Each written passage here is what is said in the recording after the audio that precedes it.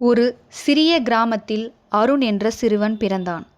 அவன் குடும்பம் மிகவும் ஏழ்மை. பள்ளிக்குச் செல்ல ஆசை இருந்தாலும் பணம் இல்லாததால் 10ஆம் வகுப்புக்கு பிறகு படிப்பை நிறுத்த வேண்டியிருந்தது. அந்த காலத்திலேயே அருணுக்கு ஒரு விஷயம் மட்டும் தெளிவாயிருந்தது. வாழ்க்கையில் எதுவும் எளிதாக வராது. ஆனால் முயற்சி செய்தால் ஒன்றும் முடியாதது இல்லை. அவன் சிறிய வயதிலேயே வேலை செய்ய ஆரம்பித்தான். சாலையோர தேயிலை கடையில் வேலை பார்த்தான். வெயிலும் மழையும் தெரியாமல் உழைத்தான்.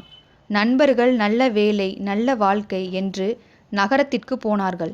ஆனால் அவன் தன் கிராமத்திலேயே இருந்து தான் ஏதாவது சாதிக்க வேண்டும் என்ற எண்ணம் மட்டும் அவனுக்குள் இருந்தது. ஒரு நாள் அவன் காதலில் விழுந்தான். அந்த பெண் அவனை மிகவும் நேசித்தாலும் அவன் ஏழை என்பதற்காக அவளது பெற்றோர் மறுத்துவிட்டார்கள். அந்த காதல் தோல்வி அவனை சில நாட்கள் உடைத்தது. ஆனால் அந்த வலி அவனை மேலும் உறுதியானவனாக மாற்றியது. அவன் மனதில் நினைத்து கொண்டான், என்னை இழிவாக பார்த்த எல்லோருக்கும் ஒரு நாள் நான் என் உழைப்பால் பதில் சொல்வேன்.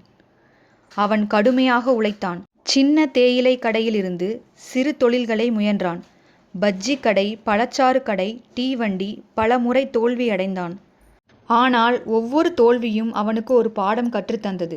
ஒரு நாள் ஒரு பழைய கடை வாடகைக்கு கிடைத்தது.